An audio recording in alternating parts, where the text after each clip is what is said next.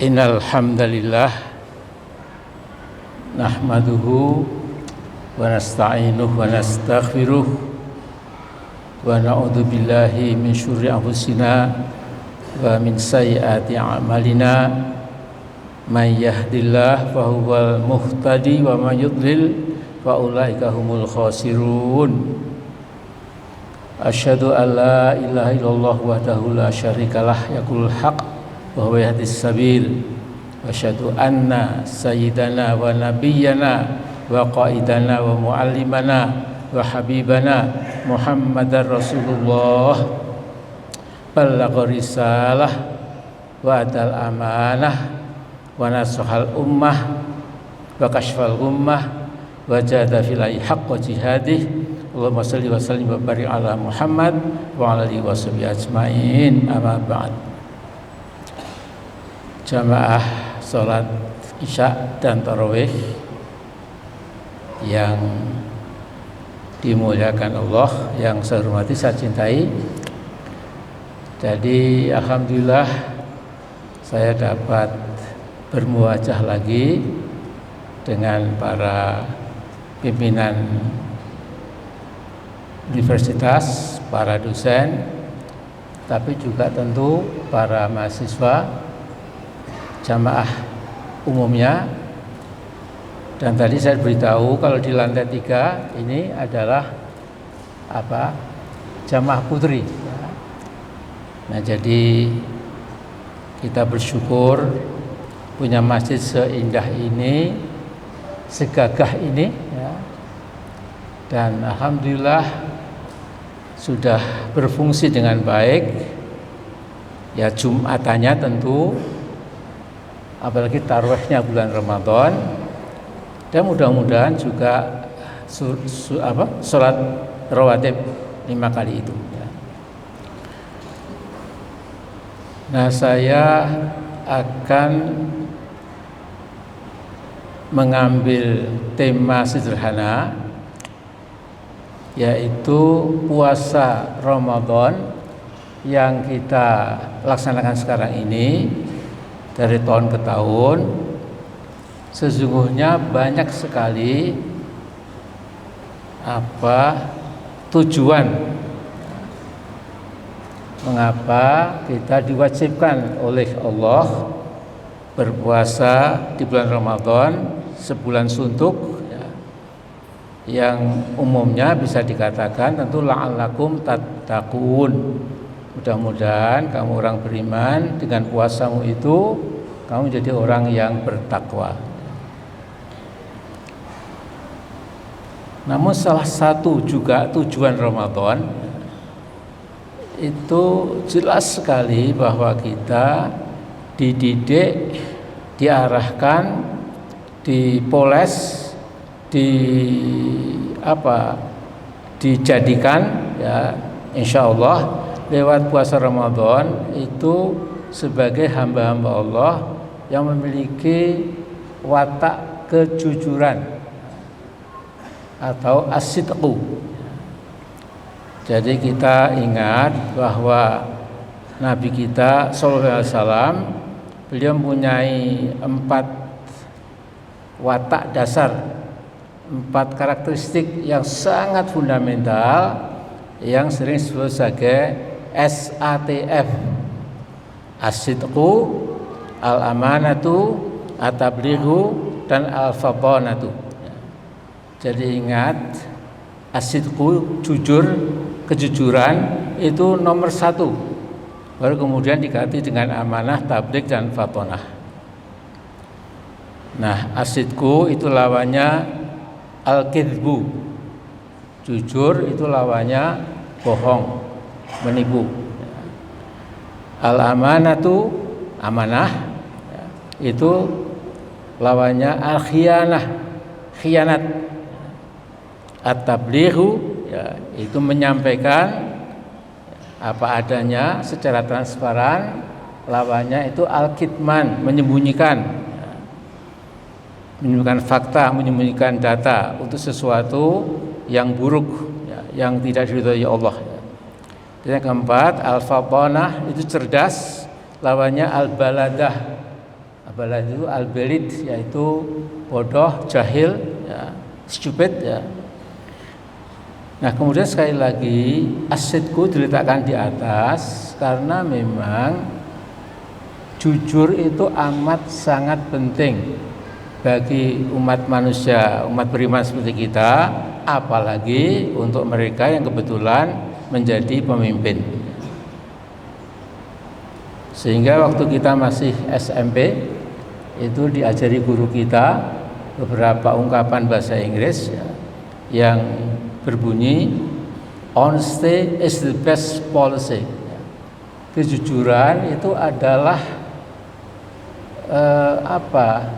kejujuran itu adalah sifat, adalah pembawaan, adalah pola kehidupan yang merupakan sebagus-bagus pilihan.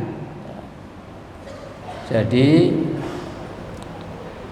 honesty is the best policy itu bukan sebuah klise, ya, omongan yang ya dulu mungkin betul, sekarang sudah berubah lagi, ya. Tapi ini sudah one take, ya. Artinya sudah sangat mengakar. Kapanpun, ya, orang aman kalau mengatakan kejujuran itu memang watak dasar yang paling bagus, yang paling bisa katakanlah mengamankan kita. Tetapi jangan lupa kejujuran sebuah pilihan, karena anak cucu Adam seperti kita semua ini kadangkala sudah tahu bahwa memegang kejujuran itu penting, bahnya penting, tapi dalam prakteknya karena bujukan syaitan atau iblis kita kemudian lantas lengser dari kejujuran itu, bahkan kemudian memilih jalan yang salah dan keliru, ya, dan sesat, yaitu menjadi pembohong, menjadi penipu dan lain sebagainya. Nah, karena itu maka kejujuran itu, saudaraku, itu memang bisa menghindari istilahnya itu kemunafikan. Jadi dalam surat An-Nisa ayat 142, 43, 44, 145, ya, itu Allah berfirman, innal munafiqina yukhadi'una Allah wa huwa khadi'uhum wa idza qamu ila sholati qamu kusala yura'una an-nasa wa la yadhkuruna illa qalila mudhabdhabina baina dzalik la ilaha ula'i wa la ilaha ula wa man yudlilillahu falan tajida lahu sabila. Jadi sesungguhnya orang yang tidak megang kejujuran itu mudah kepleset menjadi seorang munafik. Nah, ciri orang munafik itu luar biasa. Orang munafik itu seperti Al-Baqarah juga mengatakan mereka itu yukhadi'una Allah wa huwa khadi'uhum. Diulangi lagi ini, ya, Nisa itu orang munafik itu adalah yukhadi'una Allah wa khadi'uhum. Mereka mencoba menipu Allah yang maha sempurna, yang maha, ya, segala maha, ya. Tapi si munafik ini itu merasa bisa menipu Sang Maha Pencipta, ya. Jadi betapa jahilnya orang munafik itu, ya. Kemudian cirinya itu adalah antara lain kalau menegakkan sholat itu nampak malas, ya. Sholat itu sebagai beban, ya. Kadang-kadang saya melihat di sebuah kantor organisasi umat Islam, ketika adzan berkumandang, maka dia cepat-cepat lari ke mobil kemudian pergi, ya. Mestinya kan sholat dulu, ya.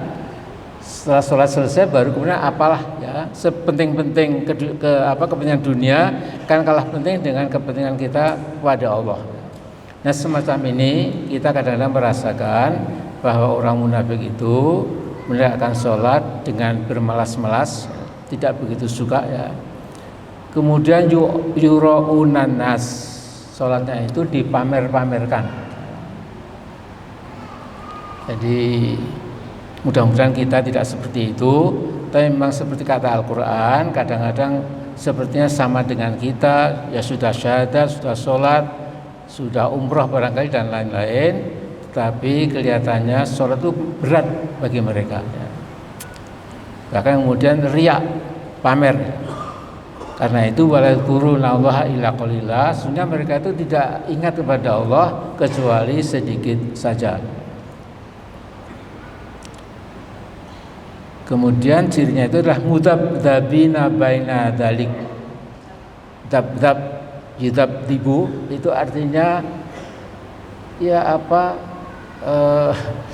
terombang ambing ya. La ilaha ula tidak ikut sana, tapi juga kadang la ilaha ula tidak ikut di sini ya. Artinya orang munafik itu ikut yang sedang menang, ikut yang sedang berkuasa, walaupun sesungguhnya akhirnya akan sesat dan akan mengalami kehancuran. Tapi paling tidak seperti pepatah Arab itu, idza matirihu mala haitsu tamil, kemana angin bertiup dia condong seperti angin itu, arah angin itu. Pokoknya jadi safety player, jadi pemain asal selamat ya, tetapi long termnya, jangka panjangnya itu tidak bisa tidak pasti membawa kepada musibah atau kehancuran. Nah karena itu Allah mengatakan wa may yudlillahu falan tajida lahu sabila. Barang siapa disesatkan Allah, tidak bakal mereka akan mendapatkan jalan keselamatan. Nah, kemudian khusus untuk kita ini ya, tapi juga di negeri-negeri Muslim yang banyak itu ya, sebenarnya ada pernyataan Al-Quran di sini yang mengatakan ya ayyuhalladzina amanu la tattakhidul kafirina auliya min dunil mu'minin ya. Baik orang-orang beriman, janganlah kamu itu menjadikan orang-orang kafir itu sebagai aulia, sebagai sahabat sejatimu, sebagai kalau orang Jawa bilang teman sinorowedi ya, teman yang sudah betul-betul engkau percaya ya. Kemudian juga Allah mengingatkan aturiduna antaj'alu lillahi alaikum sultanan mubina, apakah wahai orang beriman kalau kamu justru bersahabat bahkan mengunggulkan orang-orang kafir itu bahkan sebagai pemimpinmu, apakah kamu memang meminta Allah untuk memberikan kesempatan bagi Allah untuk mempalu godammu, untuk menghukummu. Nah, jadi ini jelas sekali, saudara sekalian, bahwa kita dalam hidup ini dengan semangat puasa itu memegang kejujuran, jangan sampai sekali-sekali kita kemudian berubah sikap, ya, tarikan godaan dunia dan lain-lain, kemudian tergelincir dengan rombongan orang munafik itu. Bahkan kemudian Allah mengancam innal munafiqina fitril asfali minan nar lam tajid lahum nasiro ya. Jadi orang munafik itu akan dicemplungkan ke keraknya neraka yang paling bawah ya. Kemudian bagi mereka tidak mungkin ada penolong. Nah ini saya sedikit akan berikan komentar ya. Nabi itu pernah bersabda ya, menurut Imam Tabrani ya, Nabi itu bersabda inna akhwafa ma akhafu alaikum ba'di kulla munafikin salimul lisan. Jadi Nabi bersabda, sesungguhnya yang aku paling takutkan adalah bahwa sepeninggalku, kata Nabi, maka engkau akan menghadapi orang munafik tetapi yang salimul lisan, yang bicaranya fasih, bicaranya enak, bicaranya bisa menghanyutkan. Tetapi tentu dengan kata-kata, dengan sabda Nabi itu kita diberitahu kita harus hati-hati betul ya, di dalam mengamati terutama para pemimpin di negeri ini, di negeri Muslim yang lain juga, betapa banyak umat Islam yang banyak itu, massa dari rakyat banyak itu kadang-kadang terkecoh dengan omongan-omongan yang kelihatannya di telinga enak kita dengar, tapi ternyata realitasnya itu bertentangan secara diametral. Apa yang dikatakan itu justru yang tidak pernah dikerjakan.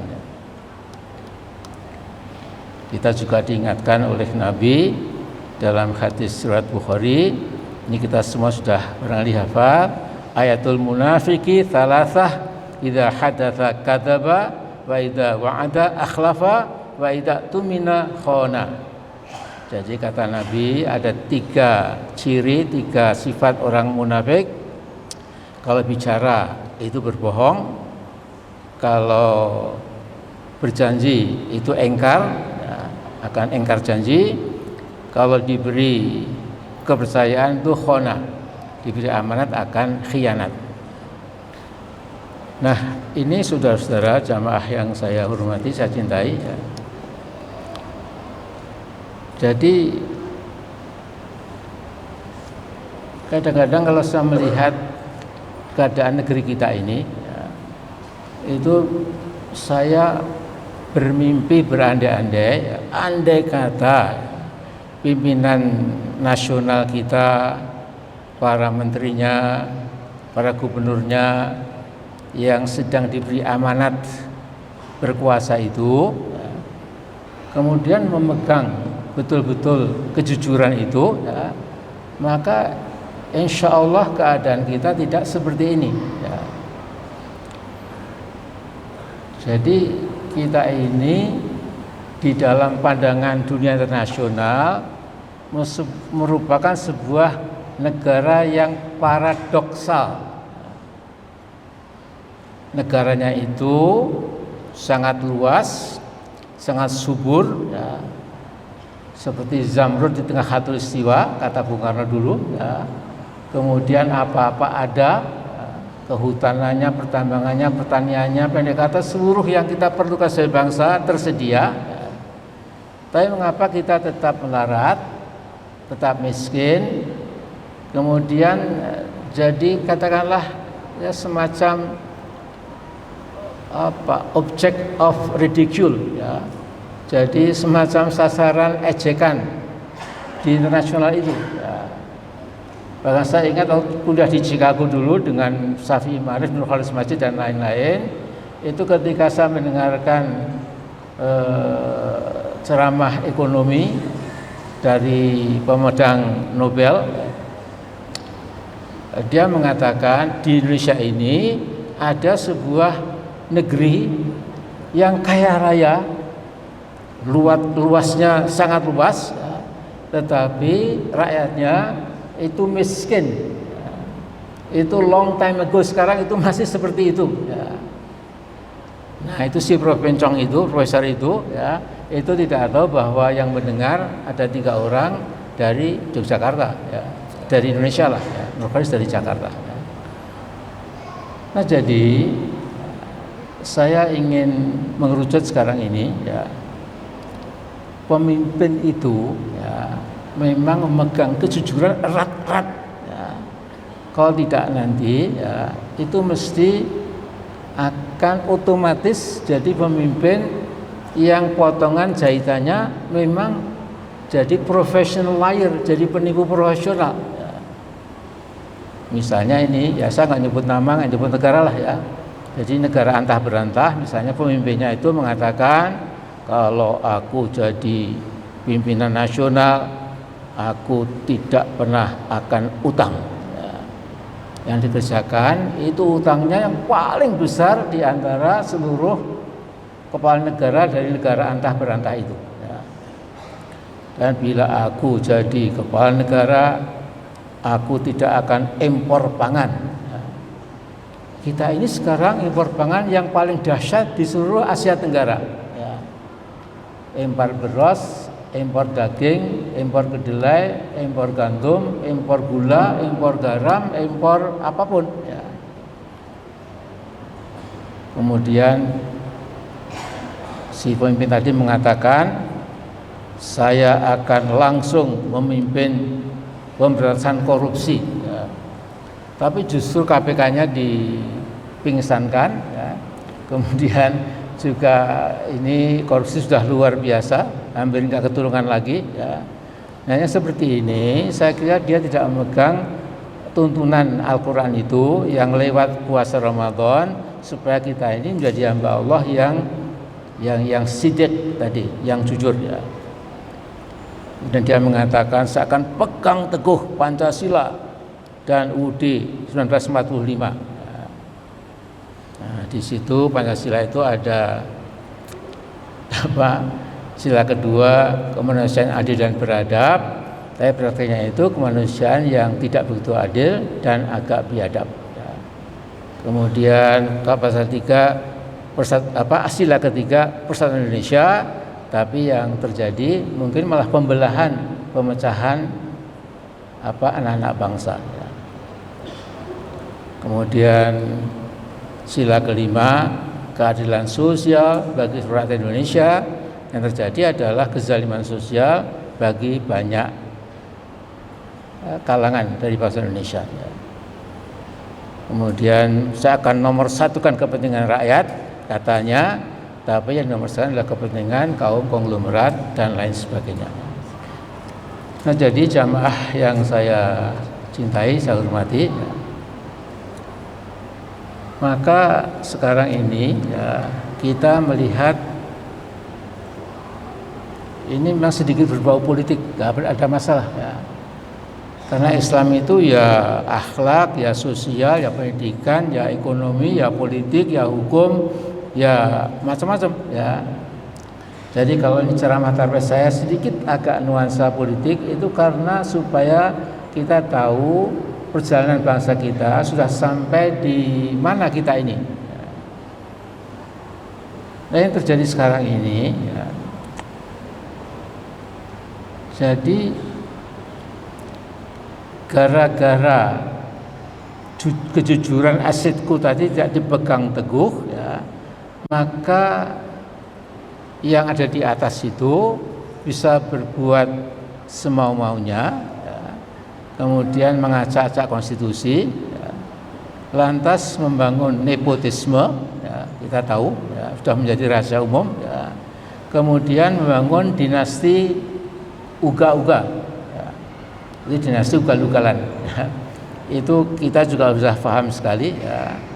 Kemudian akhirnya malah menjadi musuh bersama buat rakyat Indonesia. Nah, sekarang udahlah ya, kita nggak usah meratapi, yang penting what is to be done, apa yang perlu kita kerjakan. Nah, jadi yang pertama ya, tentu kita itu berusaha, ini long term ya, ini jangka panjang, tidak seketika bisa, tapi harus terus ya, mulai Ramadan 1445 Hijriah ini, setelah kita melihat keadaan bangsa kita ini seperti ini, di ujung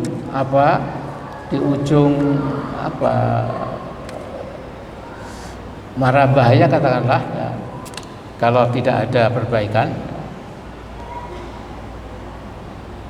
maka yang pertama kita mulai dari diri kita sendiri ya. Jadi ibda binafsik ya. Jadi kita ini keluarga besar Muhammadiyah, tapi juga semualah keluarga besar NU, keluarga besar Dewan Dakwah, semualah sama saja ya. Ini harus kita mulai bahwa sebagai mayoritas bangsa, umat Islam ini kan 88% dari bangsa kita, semua beragama Islam ya. Jadi kita mulai para pimpinannya, para kiainya, para intelektualnya, orang-orang kampusnya, dan juga angkatan mudanya, mahasiswa-mahasiswinya itu memulai bahwa kita pegang Al-Quran sebagai pegangan pokok kita cermati arahan Al-Quran supaya kita tidak salah jalan. Nah kemudian yang kedua, kita ini apapun yang terjadi harus berani mengatakan apa adanya. Jadi saya membaca tarikh para nabi, para anbiya Allah, saya juga tarikh di dunia Islam sendiri.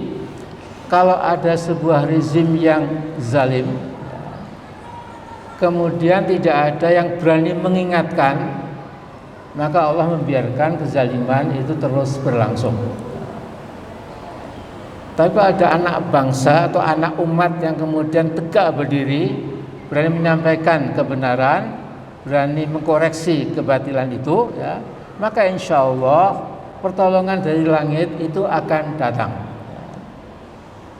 Jadi dulu kira-kira begini, itu ada berapa belas Fir'aun ya, yang mirip-mirip ya, yang anti Tuhan, yang bengis, yang biadab dan lain-lain ya. Tapi setelah Musa mengatakan la ilaha illallah ya, itu artinya tidak kepada yang selain Allah ya, maka kemudian lantas Allah memberikan jalan bagaimana bangsa itu, kaum itu menemukan jalan keselamatannya. Ketika Nabi Ibrahim ya, itu diutus oleh Allah ya, maka juga Namrud atau Nimrod itu seperti Fir'aun, mungkin lebih kejam lagi ya. Ketika belum ada Nabi Ibrahim, maka berpuluh-puluh tahun rakyat Nimrod itu menjadi betul-betul budak, dijajah, dihabisi, dihina, pendek kata dilakukan sebagai setengah hewan. Begitu Nabi Ibrahim mengatakan tidak kepada Namrud, maka kemudian Allah membukakan jalan. Ini and so on and so forth, wahaluma jaron, ya kata bahasa Arab itu. Ya. Nah jadi di sini saya membaca, mudah-mudahan saya keliru, kalau keliru saya alhamdulillah gitu. Tapi saya khawatir kalau pendapat saya ini ada unsur benarnya, yaitu bangsa besar, negeri muslim terbesar di muka bumi ini yang namanya Indonesia itu sepertinya ya, ada di simpang jalan ya, atau ke arah Al-Yamin atau ke arah Al-Yusra ya. Kita mau pergi ke sebelah kanan dapat mardhatillah, atau ke kiri ya, mendapat laknatullah. Nah yang penting ya, yang kadang saya sedikit memperhatikan, mengapa namanya keberanian asyaja'ah itu hilang dari bangsa kita ini. Hanya big talk, little action. Ngomongnya gede, tapi aksinya kecil. Ya. Nah ini kan ditangkap oleh penguasa-penguasa yang zalim itu, dikilani, diukur, oh ternyata umat Islam itu memang lemah, ya, memang pecah belah, tidak ada spirit jihad, semua jadi safety player dan lain-lain. Nah ini mari bersama-sama kita ubah. Saya tidak menjelekkan masa lalu, ya, semua ada jasa-jasanya. Tapi Bung Karno juga seorang pemimpin besar kita, bahkan mengatakan kalau saya nanti meninggal dunia, kain kafan saya bendera Muhammadiyah dan lain-lain, ya, itu kata beliau ya. Tetapi beliau sebagai manusia biasa, tidak maksum. Kita tahu bahwa bangsa ini hampir saja ke pangkuan komunisme internasional. Ya. Jadi beliau melawan Barat, kemudian membuat poros, ya, maksudnya itu Jakarta, kemudian Vietnam, kemudian Beijing, ya. Bahkan membuat United Nation, ya, sendiri di antara negara-negara sosialis dan lain sebagainya. Kemudian alhamdulillah bisa kita lepas dari pemikiran yang sesat itu. Dan datang Pak Harto juga besar sekali jasanya, jangan dilupakan juga, tetapi juga manusia biasa, terlalu banyak panjang berkuasa 32 tahun, kemudian kita lantas sampai kepada, ya, hampir saja Indonesia negeri ini akan ambruk, ya. Itu pengalaman kan belum lama, ya. Nah ini si satu-satu ini, ya, saya namanya nggak usah nyebut, ya, itu lebih berbahaya lagi. Nah jadi maksud saya, mari kita itu sedikit ada keberanian. Ya. Saya lihat dulu, awas kalau putaran pertama sudah selesai, hanya ada satu putaran, ada bahaya besar. Kalau sampai satu putaran, nanti akan chaos, ada revolusi, wah akan jumpalitan bangsa ini. Ternyata adem ayem saja, ya, alhamdulillah juga adem ayem. Tapi maksud saya adalah kalau kita tidak berani mengucapkan yang benar, ya, nah tentu juga kemudian nanti Allah juga, ya sudah, kamu memang sudah terima seperti itu, ya. Tadi ada bapak dosen, kalau saya sebut siapa, ya, dia kan bisiki saya, ya. Jadi UAD ini pernah mengambil kebijakan yang sesungguhnya demokratis, bagus sekali, tapi dijewer oleh pimpinan yang mana saya tidak tahu, ya. Nah, seperti itu tentu agak sedikit memperhatikan kita, karena kita bukan takut kepada Allah, tapi takut kepada manusia. Padahal, ya, yang kita syaratkan yaitu asyhadu alla ilaha illallah. Jadi la ilaha illallah itu disebut sebagai kalimatut tahlil. Halala yuhalilu tahlilan, itu mengucapkan la ilaha illallah, itu namanya kalimat tahlil. Tapi oleh para mufasir yang luas jangkauannya itu, sesungguhnya kalimat tahlil itu juga disebut sebagai kalimatut tahrir, kalimat yang membebaskan, yaitu tahlul ibad min ibadatil ibad ila ibadatillahi ta'ala azza wa jalla, ya. Jadi kalimat la ilaha itu kalimat membebaskan dari manusia yang menyembah, takut, tunduk, membongkok-bongkok kepada manusia lain, ya, kepada sebuah ibadah, ketakutan, ketakwaan kepada yang menjadikan manusia, ya. Jadi tahlul ibad min ibad, membebaskan penyembahan manusia pada manusia kepada ibadatillahi ta'ala, ya, kepada menyembah Allah semata-mata, ya. Nah saya kira itu dulu. Kita sekarang bicara bersama-sama. Kemudian terakhir, jangan lupa sebanyak mungkin siang, pagi, malam, sore kita selalu berdoa, ya, mumpung Ramadan ini, dengan asyhadu alla ilaha illallah, astaghfirullah, as'aluka jannata wa a'udzubika minan nar, Allahumma innaka 'afuwun tuhibbul 'afwa fa'fu 'anna. Itu berkali-kali, ya. Kalau itu tembus, ya, insyaallah negeri ini, ya, sooner or later, ya, bisa jadi balatun thayyibatun wa rabbun ghafur. Mudah-mudahan. Assalamualaikum warahmatullahi wabarakatuh.